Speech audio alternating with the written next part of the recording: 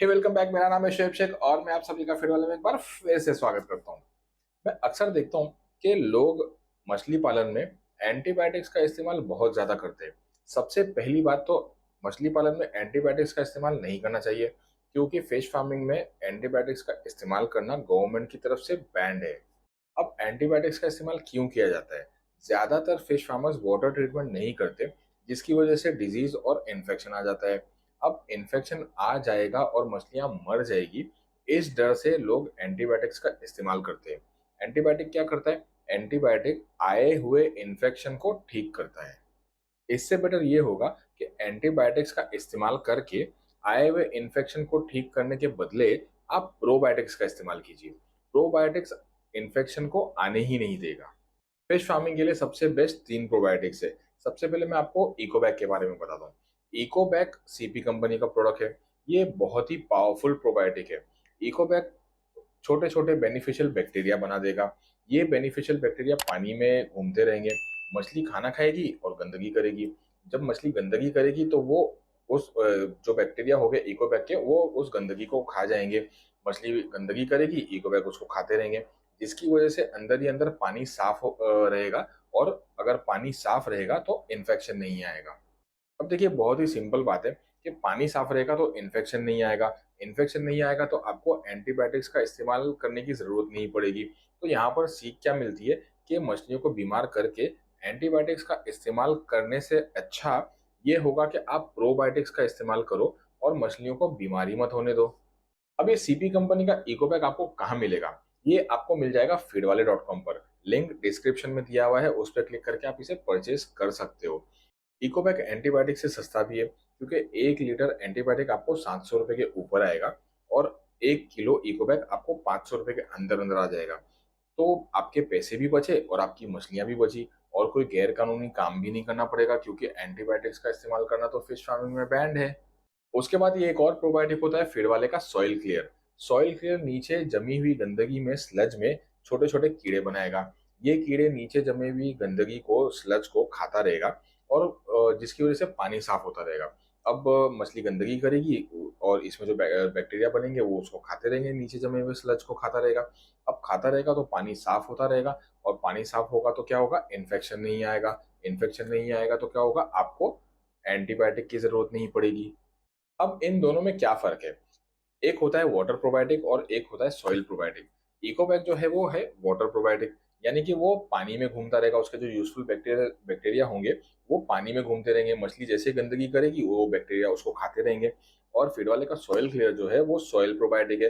वो नीचे जमी हुई गंदगी में कीड़े बनाएगा, वहां पर उसके बने हुए जो बैक्टीरिया होंगे नीचे जमे हुए स्लज यानी कि गंदगी को वो खाते रहेंगे।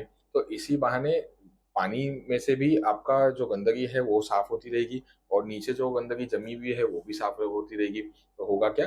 पानी साफ रहेगा। इकोबैग से बने हुए बैक्टीरिया पानी में घूमते रहेंगे।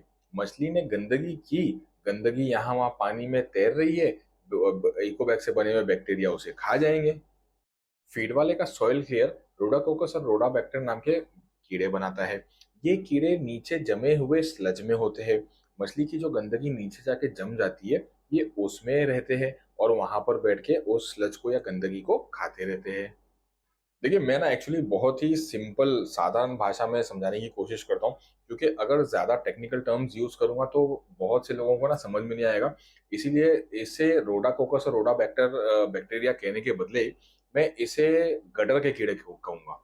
बेसिकली ये रोडाकोकस और रोडाबैक्टर जो होता है ये गटर के कीड़े होते हैं। इसीलिए जिस प्रोबायोटिक्स में रोडाकोकस और रोडाबैक्टर होगा, उस प्रोबायोटिक में आपको बास आएगी। बहुत से लोग है ना मुझे कॉल करके पूछते हैं कि सॉइल क्लियर लिया है और इसमें से बदबू आ रही है, बास आ रही है, क्या ये पुराना स्टॉक है, क्या एक एक्सपायर हो गया है? तो जी नहीं, बिल्कुल नया फ्रेश स्टॉक भी होगा ना तो उसमें से बदबू आती है, क्योंकि उसमें ये वाले बैक्टीरिया होते हैं। अगर आप उसको एक जगह पे स्टैंड स्टिल रखे रहोगे तो उसमें से बदबू कभी नहीं आएगी। अगर आप उसको शेक करोगे या आप उसको खोलोगे तो कुछ देर के लिए उसमें बदबू आएगी। अच्छा, क्या पानी के अंदर जाने के बाद भी ये बदबू आएगी या बास मारेगा? जी नहीं, पानी के अंदर जाने के बाद ये बास नहीं मारेगा, क्योंकि उस वक्त वो एक्टिवेट हो जाएगा। एक्टिवेट हो जाने के बाद में उसमें जो कीड़े बनेंगे, बैक्टीरिया जो बनेंगे, वो बैक्टीरिया नीचे की गंदगी को खाते रहेंगे। नीचे की गंदगी को खाते रहेंगे तो उससे पानी साफ होता रहेगा। पानी साफ हो जाएगा तो इन्फेक्शन नहीं होगा। इन्फेक्शन नहीं होगा तो आपको एंटीबायोटिक्स की जरूरत नहीं पड़ेगी। एंटीबायोटिक्स लेने जाओगे तो 1 लीटर एंटीबायोटिक आपको कम से कम 700 रुपए के ऊपर ही आएगा, और 1 लीटर सॉइल किलर आपको 100 रुपए में आएगा। तो 700 रुपए खर्चा करके बाद में मछलियों को बचाने से अच्छा ये है कि आप कम पैसे यानी कि 100 रुपए खर्चा करके मछलियों को इन्फेक्ट होने से और मरने से पहले ही बचा लो। अब इसके बाद आता है फीड वाले का फीडोफाइल। फीडोफाइल एक गट प्रोबायोटिक है। गट प्रोबायोटिक क्या होता है? गट प्रोबायोटिक मछली की बॉडी के अंदर काम करता है। मछली की बॉडी के अंदर वो बेनिफिशियल बैक्टीरिया क्रिएट करता है। ये बेनिफिशियल बैक्टीरिया उसके गट को स्ट्रांग बनाता है और उसके इम्यूनिटी सिस्टम को भी स्ट्रांग बनाता है। गट यानी कि उसका हाजमा स्ट्रांग रहेगा, उसका पेट साफ रहेगा, उसके इम्यूनिटी सिस्टम स्ट्रांग रहेगा। तो क्या होगा कि मछली बीमार नहीं होगी। बीमार नहीं होगी तो इन्फेक्शन नहीं आएगा, और इन्फेक्शन नहीं आएगा तो आपको एंटीबायोटिक का इस्तेमाल नहीं करना पड़ेगा। अब एंटीबायोटिक क्या करता है? एंटीबायोटिक अच्छे और बुरे दोनों बैक्टीरिया को मार देते हैं। और प्रोबायोटिक क्या करता है? प्रोबायोटिक मछली की बॉडी के अंदर सिर्फ और सिर्फ यूजफुल और बेनिफिशियल बैक्टीरिया बनाता है। अब फीडोफाइल आपको कहाँ मिलेगा? फीडोफाइल आपको अमेजोन पर और feedwale.com पर मिल जाएगा, लिंक डिस्क्रिप्शन में दिया हुआ है। अब बायोफ्लॉक वाले पूछेंगे कि क्या इसे बायोफ्लॉक में इस्तेमाल कर सकते हैं? तो जी हाँ, आप इसे जितने प्रोबायोटिक्स मैंने आपको बताया सारे के सारे प्रोबायोटिक्स आप बायोफ्लॉक में सेफली यूज कर सकते हो। इनफैक्ट बायोफ्लॉक के लिए तो हमारा एक स्पेशल प्रोबायोटिक है जिसका नाम है floc biotic. Floc biotic floc बना देगा। जो स्पेशल प्रोबायोटिक है फ्लॉक बनाने के लिए जो बायोफ्लॉक में इस्तेमाल किया जा सकता है, उसका भी लिंक मैं डिस्क्रिप्शन में आपके लिए दे देता हूँ। उम्मीद करता हूँ कि आपको समझ में आ गया होगा कि एंटीबायोटिक्स का इस्तेमाल क्यों नहीं करना चाहिए और प्रोबायोटिक्स का इस्तेमाल क्यों करना चाहिए। अब तक के मैंने आपको 4 किस्म के प्रोबायोटिक्स बताया। एक बताया आपको वाटर प्रोबायोटिक जो पानी के बीच में काम करता है, जो मैंने आपको इकोवैक बताया। दूसरा मैंने आपको बताया सॉइल प्रोबायोटिक जो कि फीड वाले का सॉइल क्लियर, वो पानी में नीचे जो गंदगी स्लज जो जमा हो जाता है ना, उस स्लज में काम करता है। तीसरा मैंने आपको बताया गट प्रोबायोटिक जो हाजमा साफ करता है और मछली की इम्यूनिटी सिस्टम को स्ट्रॉन्ग करता है, उसका नाम था फीडोफाइल। और तीसरा मैंने आपको बताया प्रोबायोटिक जो बायोफ्लॉक के लिए होता है।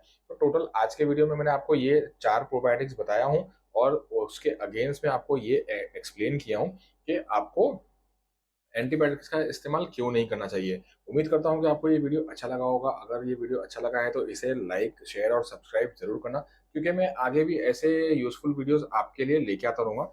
और अगर आपके मन में कोई और डाउट हो, कोई क्वेश्चन हो, कोई सजेशन हो, तो आप कमेंट्स में मुझे ज़रूर बताना। Thank you.